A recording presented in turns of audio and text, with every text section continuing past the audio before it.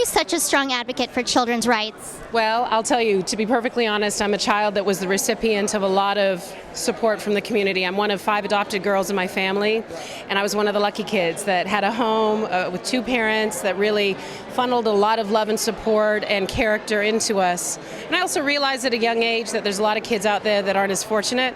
And I'll be honest, I've been sort of trying to do a little karmic payback for the lucky shot that I had all those years ago. So I'll spend the rest of my life advocating for those forgotten kids, those kids that haven't had it as easily as other kids, and making sure that they get the chance to grow and thrive and be the best they can be.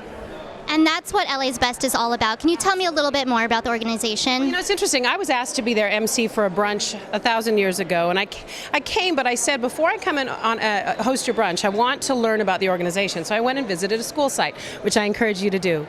I dare you to go and not be changed. These kids are on their own school property, so that's a school and an environment they were totally familiar with, but the LA's Best staff come in and they do activities with them, everything from science fair projects to homework hours, to drill team, to soccer, to kickball, all of these great things. And the kids, these are kids that often have 2 parents working. Some of the parents are working 2 or 3 jobs at a time, and they don't have anybody at home. You know the term latchkey kid they used to use 1,000 years ago. These are kids that go home to an empty house and have to sort of make their way. They're also on the streets where there's some stuff happening. We want to keep them out of that environment.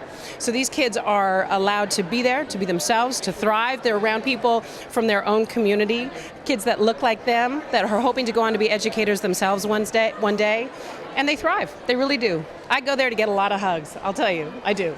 That's great. Well, we miss you on KTLA. How is CNN treating you? Fantastic.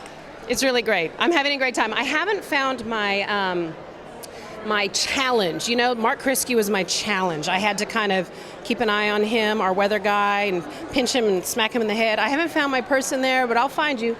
Whoever you are at CNN, I'll find you. I don't think it's going to be Anderson Cooper. Oh, that's too bad.